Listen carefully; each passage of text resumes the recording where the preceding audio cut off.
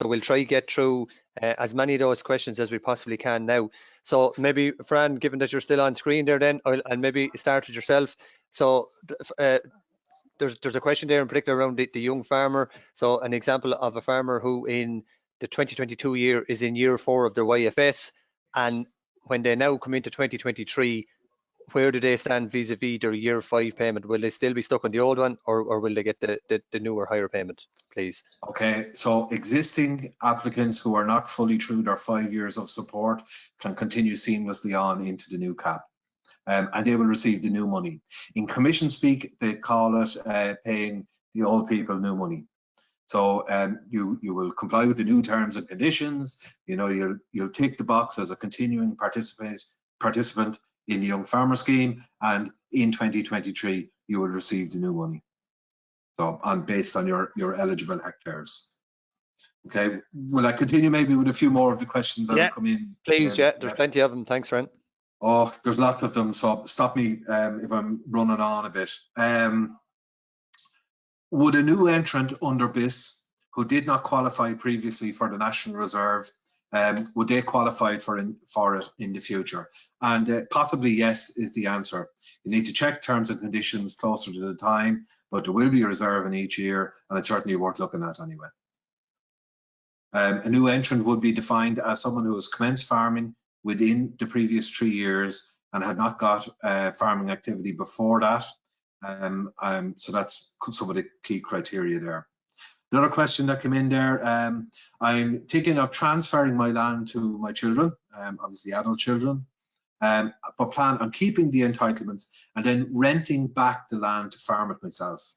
So if you're the one that's actively farming and you're declaring the land and the entitlements, yes, you can continue to claim that payment. Essentially, it's the same as somebody who is completely dependent on rented land only in that situation. Another question that came in there, will clawback apply to existing leases? So no is the answer. The clawback changes will only apply to leases from 2023 onwards.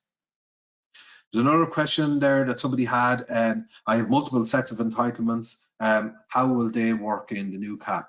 So each of those sets of entitlements will be treated as a separate unit, if you like, we call them sets.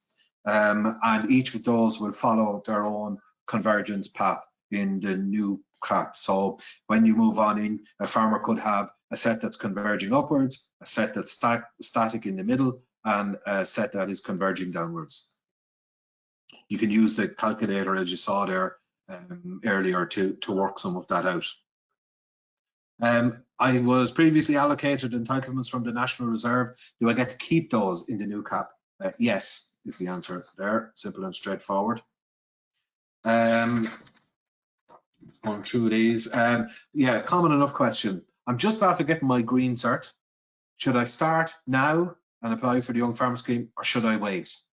So really only you can answer that question yourself. You have to figure out, you're starting farming, not only are you getting your green cert, but you need land as well. So whether you're buying that land, renting it, inheriting it, or wherever it's coming from, you know, sometimes it's not only about the support that's available through the schemes, it's about being able to access that land at the moment. So you'll have to kind of work that out, but I can tell you that, for example, the Young Farmer Scheme would bring a higher payment from 2023 onwards. Someone else asked about to explain entitlement values, that you mentioned an average, but then I mentioned 130 to 285. So all of convergence and entitlement values is based around the average, is the most critical value that we deal with really. And what will happen in the new cap is that the total sum of money that is dedicated to entitlements is smaller. Therefore, all of the payment entitlement values, so your BPS plus greening value you have today, every single set of entitlements and all the different values that there are will change downwards to meet that new ceiling. So they'll be done in proportion to that new ceiling. And that's why the current, if you imagine the current BPS plus greening values vary from €160 to €700. that will change from by 2026 to between about €130 and €285, thereabouts. Can I lease my entitlements again this year, or will I lose them? So no, you can lease your entitlements again this year. If you're leasing out all of your entitlements, and say the lease ends in 23, 24, 25, some of those years, if you want to claim them yourself in those years, you will have to demonstrate that you're an active farmer. But there's nothing to stop you in 23, 24, 25 in leasing them out again. But you may need to consider the clawback that might be in place at that stage. If I get additional land in 2023, do I need to have entitlements on that land? Well, if you want to claim a basic payment scheme on them or BIS in 23, yes, you would have to obtain entitlements. Whether you buy them or rent them or they come with land or whatever, there are some of the options. If I rent less than 80% of my owned entitlements yearly, would I be hit by clawback? No, because you're renting less than 80% of your entitlements out. Give you one more, Fran. There, yeah. Right. Okay.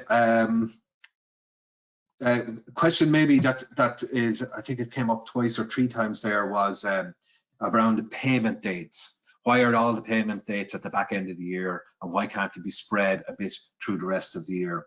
So it's as simple as this, that's what's stipulated in the regulations. What the regulations actually say is that we're not meant to pay until December. But each year we've managed to get a derogation from that to allow payment on the 16th of October, but never before the 16th of October for the direct payment schemes. So that's why you'll see that there is a payment on the 16th of October and then a balancing payment then later on from December onwards. So kind of no is the answer. None of us foresee that there would be a change in those in that period. Although in the new cap, because there are so many new schemes and the payment schedule between October and December will not be exactly the same as it is now. It's likely to be spread somewhat differently. I think, is that enough? Have I time for one more? Or go on. We'll give you one more, Fran, and we might come back around then in a few moments. Okay. If I have less entitlements than land, I think the thing was 20 entitlements and 30 hectares. Will I get new entitlements in 23? So the answer there is no, you will not get new entitlements in 23. You will still have 20 entitlements in 23. But do bear in mind that if you like the 10 naked hectares that you have in that example, that you can do the eco scheme on those and get an eco scheme payment. And if you declare the 30 hectares, you would also get the front loaded payment on all 30 hectares. So I think that probably sums that there now, I'd say, David. Okay, thanks for that for the moment, Fran. Then, okay, so just a couple of very quick questions. A query in there from someone who hasn't received the information letter that we've spoken about. So what we'll arrange to do is we'll arrange to have that put up on the website, exactly where Fran would have went through the payment calculator. So it'll be there for everyone to see. It's obviously a generic letter. There's another question there in, does a farmer, can a farmer complete the eco application on their own, or do they have to go to an advisor? And no, they don't. They can. There's no compulsion on them to go to an advisor. Obviously, if they wish to, no issue whatsoever. But there's no compulsion on them to go to it. Another question there, very quickly. Are the schemes mentioned aimed at replacing the basic payment scheme? So the basic payment scheme is going to be replaced by the BIS, as Fran would have went through, and elements of greening, some of which Thomas mentioned, are going into the basic payment scheme, but then effectively the eco scheme is replacing the greening. Okay, Thomas, just on, say, maybe your side in the areas you went through in terms of land eligibility, active farmer and ag activity. So just a question there seems to have come up quite a lot, is on the active farmer check, where a farmer is topping or selling hay or silage, basically when will the department ask or them to submit documentation, and what, if anything, will they have to submit? And then maybe the same as Fran, you might pick out a big chunk of questions and go through them as well, please. Okay, thanks, David. Yeah, so if a farmer chooses to use topping as their form of they're meeting the active farmer criteria, again, they'll be asked at the application in 2023. Actually, step back a bit, I suppose. If someone at the moment has no livestock and hence they're not meeting the active farmer based in 21, they'll get a letter in June of this year setting out that. What we would then say is that if it's an issue in terms of, well, topping is what we do as a farmer, you have a couple of choices. During the summer of 22, you can take photos or gather receipts. And when I say photos, geotagged photos, so that would mean using GPS-enabled phone to take some photos just to show the activity being undertaken. And then at 23, when you apply, you'll be asked to indicate the method. And again, if you're using topping, the department would accept that, and a subset of those who indicate topping will be asked for follow-up information. And that's where at the point, so that could be post-application in 23, we come and say, well, actually, can you provide us with evidence? And it might either be evidence you had already put to one side from the previous year, or if you hadn't, you could then capture it during the year. And in certain situations, we may follow up with what we call a rapid field visit, or basically someone coming out just to check. So yeah, look, there's a range of ways of doing, and flexibility is there, but ultimately evidence of the act undertaken is what we're looking for. Okay, yeah, so maybe just to pick up a few other questions there on my topic. So there's a question here about topping the land again, but is that considered an active farmer activity or an agricultural activity? And yes, yes, it is. So if someone just uses topping as their maintenance activity, that's completely fine, notwithstanding what I just said about having evidence available or potentially having it available. Okay, there have been, like as David has already mentioned, we've done a number of these meetings around the country, and with more to come. And we've been asked on a few occasions, it's here again tonight, about equine enterprises that don't potentially have breeding livestock and hence haven't been eligible for the ANC, and where do they fit in? So maybe things like livery yards or young stock in the holding. So maybe the answer for the moment is it's something we're considering as to how those farmers will be interacted with. It's not to say that they're not considered active, but we want to find out the sort of the most efficient way of dealing with them. So potentially, and again, this has to be sort of worked out a little bit with some of my colleagues, we may look for horse passports, or we may perhaps, in cases where there's a mixed activity going on, as in livestock and making hay or silage, we may be able to request the hay silage. So just to say, yeah, it's a valid question, and we've had a number of queries, and we're just working through some of the fine detail of it. Okay. Yeah, just running through here. There's a question there about the minimum stocking density. I know David has touched on it, like is it 0.1 or 0.15? But yes, so it is now going to be 0.1 going forward with the new coefficients. It was 0.15 currently in 22, but yeah, it'll be 0.1 with new coefficients. Okay. Back to the active farmer. There's a question about a mixed enterprise, so beef and tillage, and what we will do in an enterprise like that. And this is the question is basically, which will we be asking for evidence from? In that, we'll be asking for evidence from the livestock side, because we'll have that data on AIM. So there will be sort of a sequence. So a mixed enterprise, in the majority of cases, is going to be based on their livestock, and we will be automatically able, for most farmers, to pull that from our animal identification and movement system. So yeah, it'll be that in the first instance would be used. So rather than asking for livestock and then moving on to tillage and requiring both, it'll be livestock would be the primary one. Okay. There's another question there regarding the idea of lower stocking rates, and the in particular that making the point that the new stocking rate, or the stocking rate of 0.1, that certain land would not be able to carry that sort of stocking rate, and what type of situation would we accept a lower stocking rate. So I think the most practical example or relevant one would be where there is a commonage framework plan or commonage management plan which indicates a lower stocking rate is warranted due to the habitat types. Well, look, we would use that information to calculate a new stocking rate, a lower one. So if a farm was a mixed lowland and mountain land, but the mountain land could only carry 0.08 or something like that, well, then the overall farm stocking rate will be at a lower level to account for that. And we already have that with the ANC scheme, and a number of farmers already be in that boat. And if more farmers feel it's something that is justified for their holdings, that those cases will be dealt with at the letter that we send out in 22, where we point out to farmer not meeting it, or at application in 23, where they have to indicate why they're not meeting the lower stocking rate. Okay. Yeah, some land eligibility type questions now, just to mix them up a bit.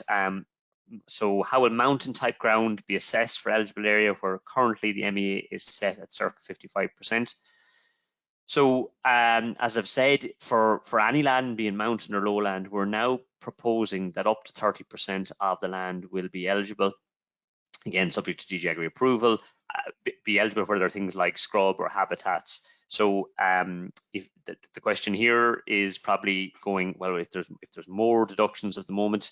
So while I just mentioned the presentation that up to 30% would be deducted, the proposal is that if, for example, your parcel was between 30 and 50, so scrub between 30 and 50%, that we would only deduct 10, 50 to 70, that we'd only deduct 20. I think my maths are correct here. And then finally, as currently applies, if over 70% of the parcel is scrub, the parcel goes to zero maximum eligible area, and that's because agriculture is no longer the dominant or the predominant activity in the parcel.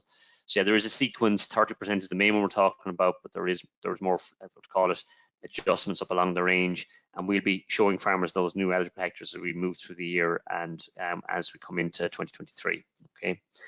There's a query here about a farmer and from a farmer here, and it relates to, in effect, the making fodder or forage from the holding and selling it. That at the moment, that sort of land does not qualify for ANC payments. So if you have grassland and no livestock, you do not qualify for ANC. And so the query is here, well, why could that land not qualify for ANC payments going forward? And so the analogy given there is, well, look, tillage land doesn't have to have obviously enough livestock on it for it to draw down ANC payments. So yeah, look, at the moment, the proposal, there is no proposal to change the ANC, but I think the point is well made, and so maybe we take away, but as it stands, the ANC requirement for grassland will still remain that you have to have livestock. Active farmer would accept livestock or another method such as hay, silage, topping, as I've touched on already. Okay. I know, David, I'll take a few more. You can cut me off whenever, because I could keep going here for a good while. Do two more there, Thomas, if you don't mind, okay. please. Yeah, no problem. So the question is, will those red exclusion areas be eligible for BIS payment as well as eco scheme? So as I've outlined, up to 30%, yeah, those areas will be included. There is more capacity above that I've set out there for just there are small deductions made. And yes, once the land is eligible, it meets the definition of an eligible hectare. And if the farmer's entitlements match it, it'll qualify for BIS. And you know, as already been outlined, eco will be on and likely to be on all eligible hectares in the holding. So yes, it'll equally qualify for eco payment. So will forestry be eligible for inclusion? And I suppose that depends on inclusion for what. What I mean is, at present, land planted since 2009 that is grant aided is eligible for BPS, and that will continue to be eligible for BIS and eco. Let's call it or grant aided forestry or old forestry or maybe old woodland, where there are full fields or parcels or blocks of land like that. They won't qualify for payment, but they will help a farmer meet their obligations under Space for Nature. So that's the 4% I mentioned and that Brian referred to in terms of the eco scheme. So yeah, they'll have a role to play in helping a farmer qualify for those. Okay. And yeah, I think, David, if you want, one very last one here is about okay, Space for Nature, and I know it's touched on already, but just to reiterate it there, when will farmers know Space for Nature? So we're mapping all features at the moment with the intention of all farmers seeing in the run up to the ploughing online their own Space for Nature percentage. And at that stage, they will be able to amend if they see fit, if they think it's wrong. And so to make an important point now, we're going to keep saying for any farmers or advisors, you know, while it's important to have things right, the compliance threshold is important. So if a farmer is going to go into the eco scheme and wants to have 7, if we map it at 9 and they think, oh, there might be a little hedge in the corner, might need to amend it a little bit, we say, look, we don't need to be running after every little corner. Once the farmer's happy that they're well above the target threshold, like 7 is just set out, you know, that's what we're looking for, again, to get sort of administration and payments moving. So yeah, look, I'll hand it back to you then, David. That's great. Thanks for that, Thomas. And before we go on to some of the eco questions, then Brian will be coming in a minute. Just a very couple of other quick questions that we'll answer quickly. So a question there on stocking rate, is it based on the claimed area or the eligible area? So it's on the eligible area. Is a question there on, can a farmer be in all schemes, or is there restrictions on schemes? So once a farmer comes in to submits their BIS application, as Brian would have outlined, the eco scheme, it's optional for farmers whether they wish to join or not, i.e. it's voluntary. And then it's exactly the same for OFS, for AECM, or Suckler carbon, the efficiency program that Peter went through. But other than some of the restrictions that may be in place and some of the actions that you can take between OFS and the Agri-Environment scheme, the same as it would have been there between GLAS, there's no issue with the farmer being in BIS, in ECO, being in AECM, being in OFS, and equally so being in Suckler carbon efficiency program. And then one last question before I hand over to Brian. Is commonage land included within the space for nature estimates? So within the CAP strategic plan that Ireland submitted on the 31st December, we outlined all the types of what we consider qualifying features and the weighting that those features would have. So what we've suggested is that commonage and natural land would be included in those in the space for nature estimates at a weighting, and the weighting for commonage would be 0.15. So if, for argument's sake, I was a farmer and I had 100 hectares of commonage, then that would have a weighting of 0.15. So that would be obviously 15 hectares and 15 over 1, meaning I would be at 15%. So to answer the question, yes, it is included in the space for nature estimates. However, that caveat again, we still haven't got formal feedback from the Commission, so they may not necessarily agree with all of what our criteria that we've set out. Okay, just on some of the eco questions, Brian. So there's just a question in there on a farmer in selecting their eco scheme actions. Can they select more than 2 eco scheme actions if they so wish in a given year? And then you might pick out a big chunk of the questions as well, if you don't mind, please. Yeah, thanks, David. So it's short answer for, can you select more than 2? Yes. The payment will be that there is 2 qualifying measures, but if a farmer wants to undertake more than that, there will be nothing to stop him doing that. And there was a question around eligible forestry that I think Thomas has probably covered now. Basically, eligible forestry planted since 2009 will be eligible for BIS and eco payments, and that forestry pre-2009 will be not eligible for payment but will contribute towards space for nature calculation, albeit with a weighting. There is no maximum area for eco scheme payments. All eligible hectares will receive an eco payment if the 2 practices selected are delivered. A question around, would organics payments be coupled with eco scheme payments? So no. We did make a case to the Commission that about the possibility of having organic farmers automatically come into the eco scheme. It wasn't a runner because the Commission said it's not possible when you're funding organics under a Pillar 2 scheme as well. So you enter a double funding scenario. So while organics aren't automatically in the eco scheme, they can join the eco scheme just like any other farmer. There was a question around when we will have the indication for the space for nature percentage out. David has covered that. We're hoping to have it out by September of this year. The need for an advisor, again, no, we're designing the eco scheme application in a way that you'll be able to apply for it yourself next year if you so wish. A question around, is the space for nature cumulative, or can I keep the same area in it every year? So yes, you can keep the same area. If we come out to you in September and your estimate, and we say you're at over, say, 12% space for nature, if you just maintain that, you can come into the eco scheme each year on that once it's maintained. Do trees need to be kept do they need to be there in 10 years time? So one of the terms of the scheme will be, if you undertake tree planting in the eco scheme, that they will have to be there for the programming period, so up to 27, and they will be liable for inspection up until 2027. I suppose we can't talk for what will come after this cap, but so that's where that requirement is coming from. A question around the soil sampling, if you have taken samples in the pilot program that's been run this year, will this do? No, it won't. So the pilot program being run by the department is meeting the cost on that, and it's a pilot program is to learn lessons, and it couldn't qualify you then for an eco scheme next year, which is a scheme which is based on a cost incurred or an income forgone. So you couldn't get the sample taken, say, for free this year and then be paid for it next year. But you won't be excluded from coming into the eco scheme either, just because you're a member of that. So a few questions around the break crop. What duration of a commitment is it? It's annual. It's if you take up the planting a break crop measure in the eco scheme this year, you're not obliged to take it up next year or any of the following years. So that's an annual measure, like all of them. There was a question around how much has to be planted. So it's 20% of the arable area in a break crop, but also crop diversification rules that Thomas would have said under GAIAC 7 do still apply. There was a question, why don't we have more options in the break crop, beet, hemp and maize? So we've gone with the 4 break crops that we were on sure footing with the Commission for around fixing nitrogen and preventing disease.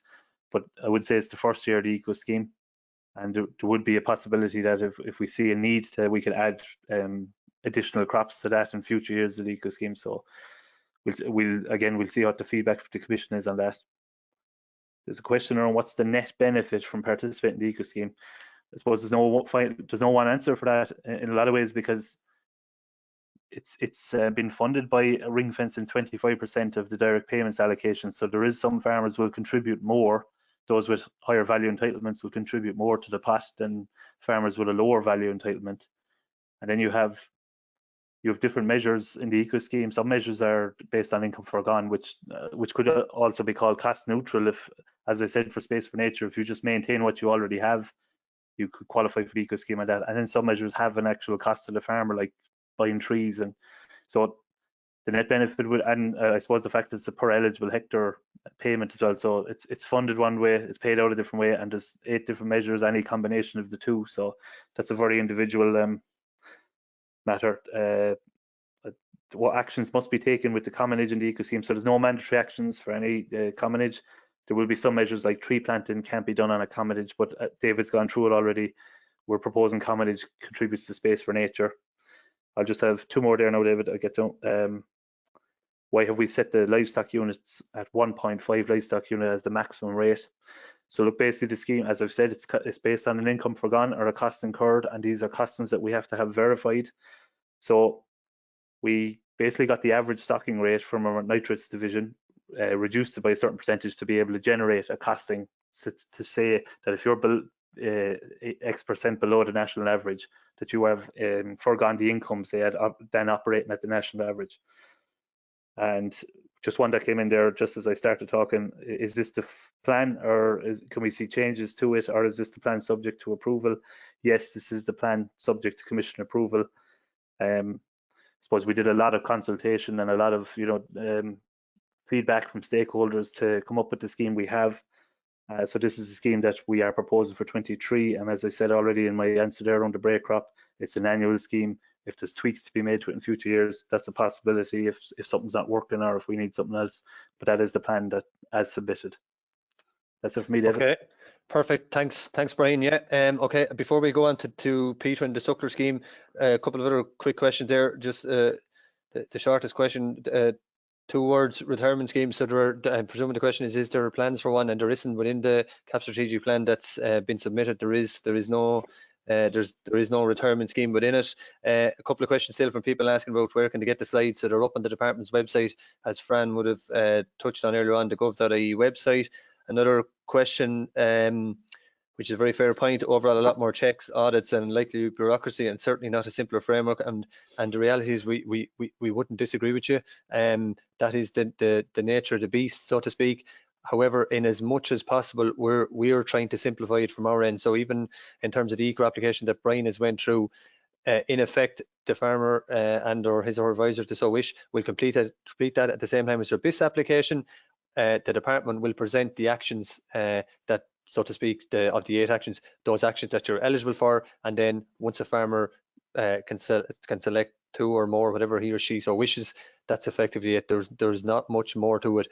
Part of that simplification, we'll call it that in inverted commas, is the department, as Thomas said, is going to do the Space for Nature estimates and provide them out to all farmers.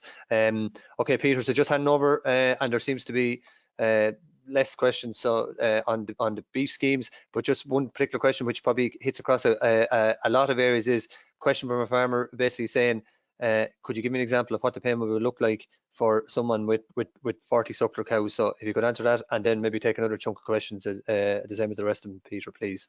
Yeah, will do. Thanks, David. So yeah, for somebody who would say he was hitting 40 suckler cows all the way through, and that's the reference figure, we divide it by 1.5 livestock units, which gives us the maximum payable area, which in that case will be 26.66 hectares. So that's what they need to declare an eligible forage in order to maximize their payment. And they get paid €225 on the first 15 hectares, which would equate to €3,375. And then they get paid €180 on the remaining 11.66 hectares, which would equate to just under 2,100. So their total payment, provided they meet the other actions under the scheme, would max out at 5,475. So that's the kind of money that we're talking about, and that would be, it wouldn't be in it, like 40 would be quite heavily stocked for what we see the average suckler herd in the country is around 20, but that's the way a 40 herd would break down anyway.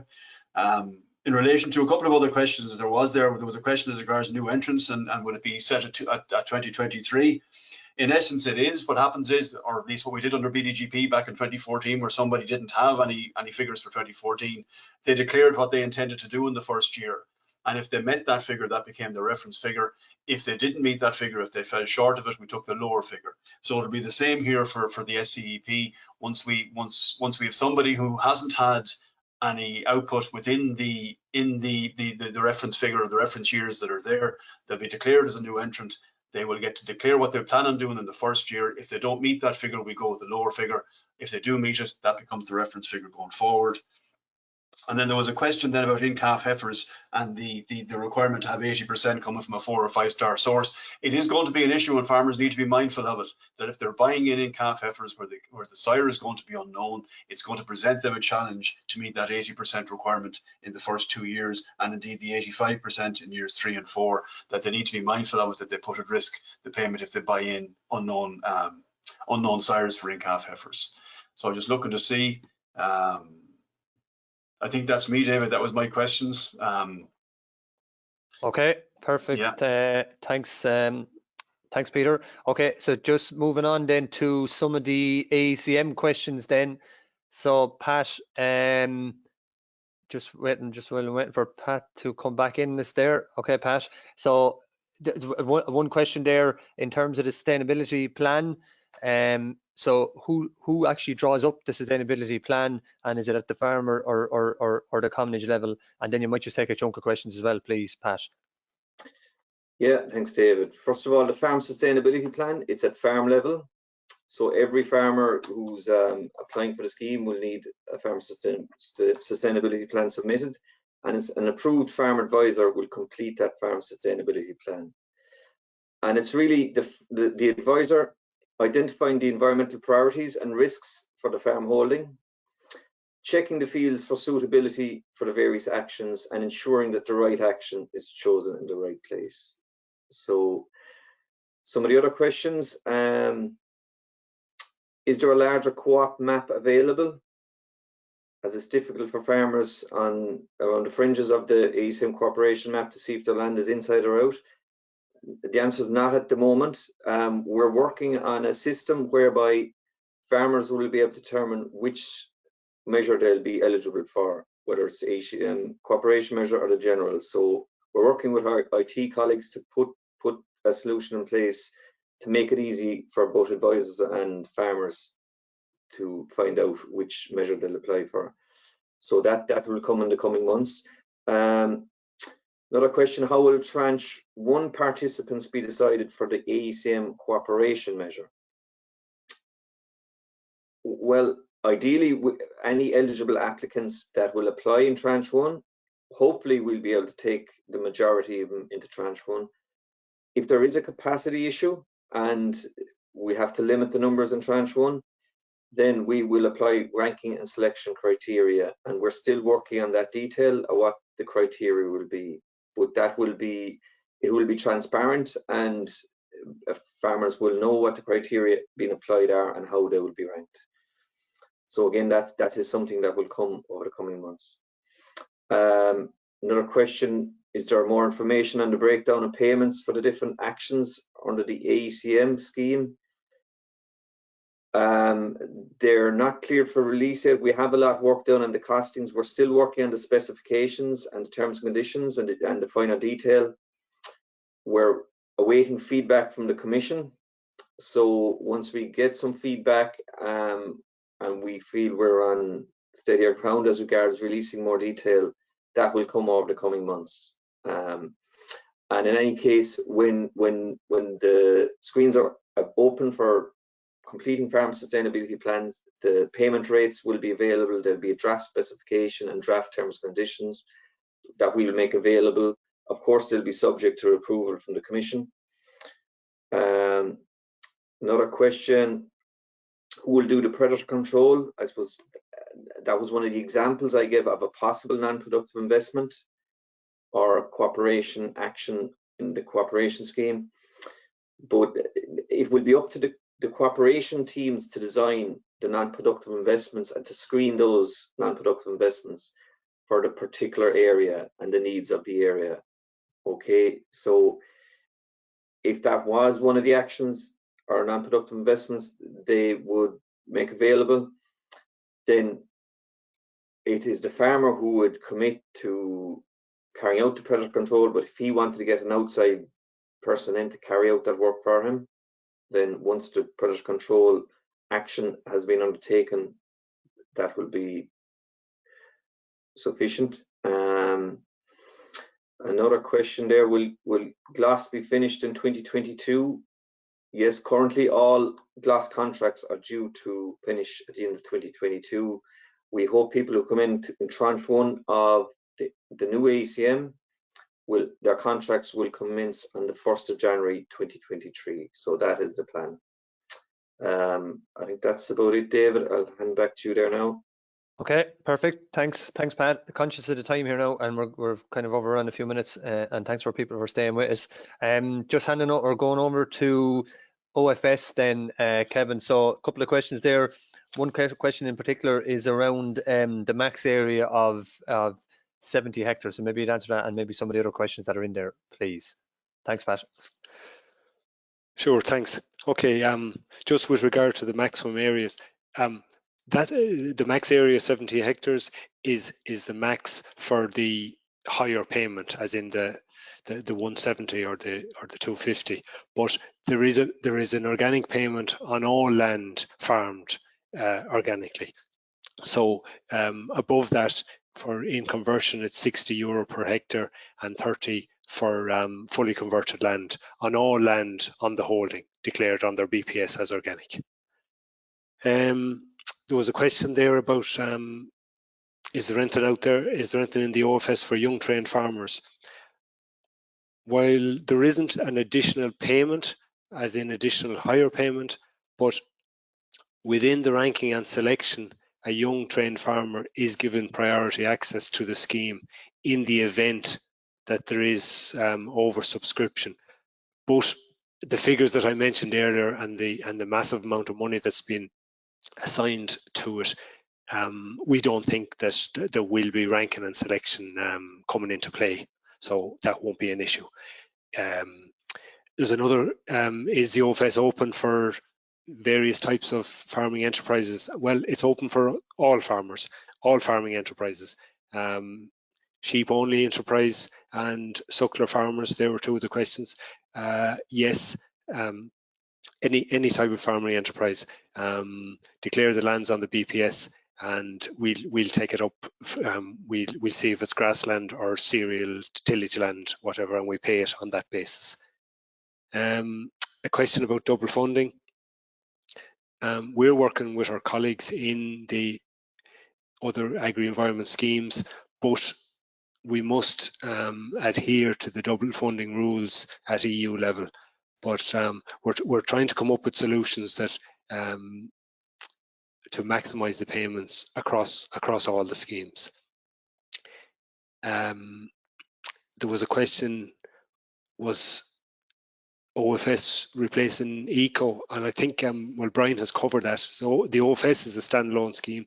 It's not linked to the ECO schemes, but there is some eco measures that wouldn't be allowed, and the one I can think of is limiting the chemical nitrogen usage.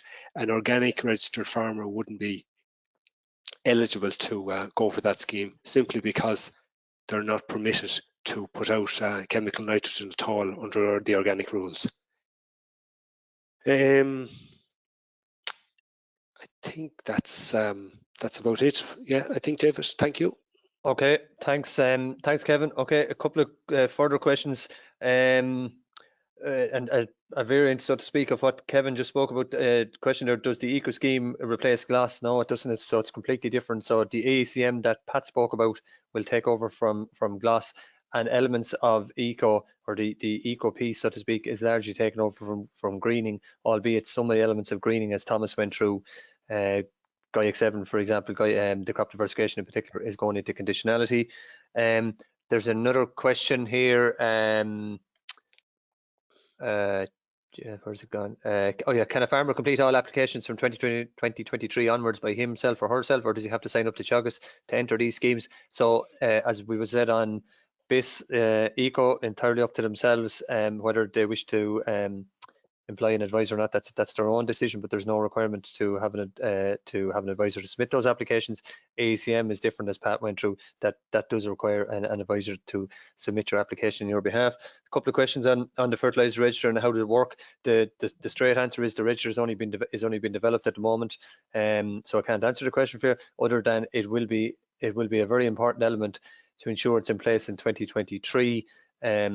Otherwise, there will be certain actions, particularly the eco action, maybe agricultural practice 3, that it will be difficult to actually present that, because we would not be able to verify it. Fran, there's just a couple of further questions, and maybe we might just leave it at that then. One question, I just see one particular question there that's only come in there very recently. So someone leasing a farm for 10 years and currently 5 years into the lease, who will get these entitlements under the new cap, or will these be lost if the farm owner does not farm? And maybe if you have a couple of others, maybe just to finish off your piece, please.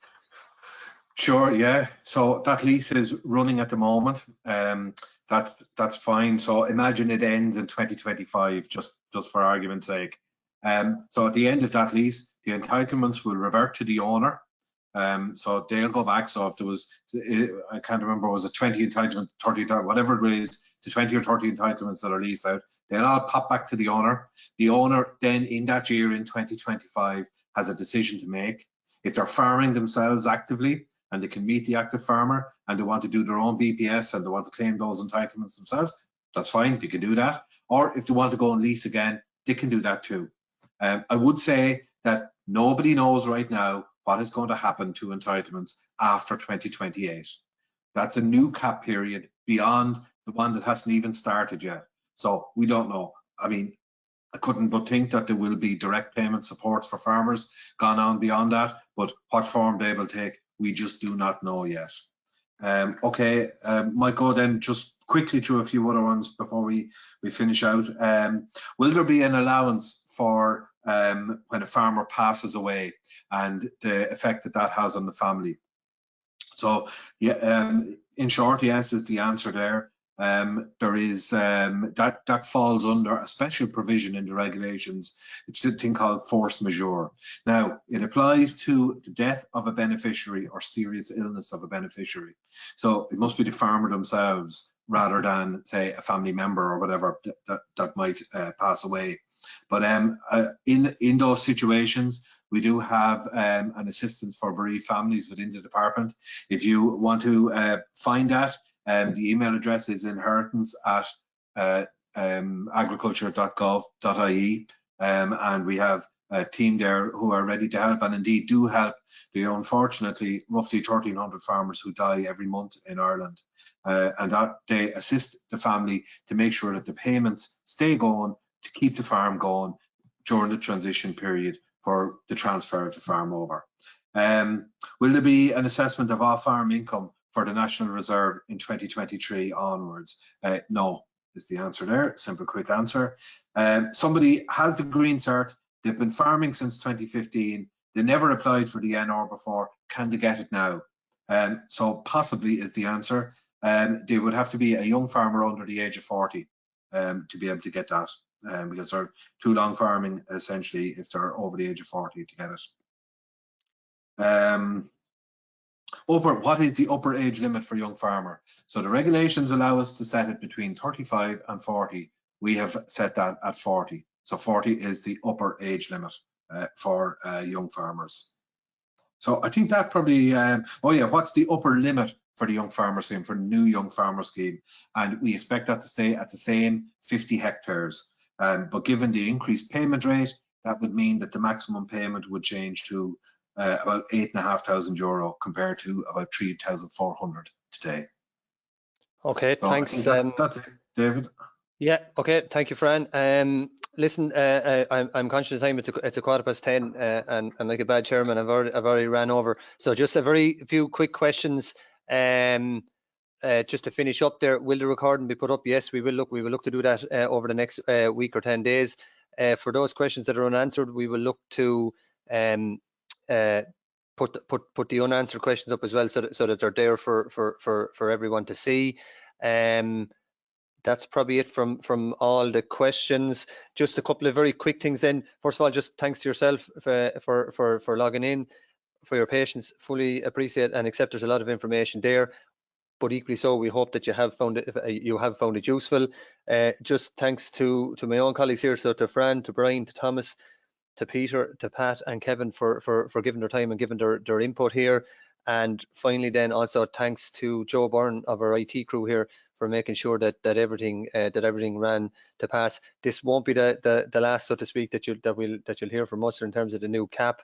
And if you are in a position to attend any of the further 7 or 8 public meetings over the next few weeks, we look forward to seeing you there. So first of all, just to say, and lastly to say, thank you. Okay, thanks everyone. Take care.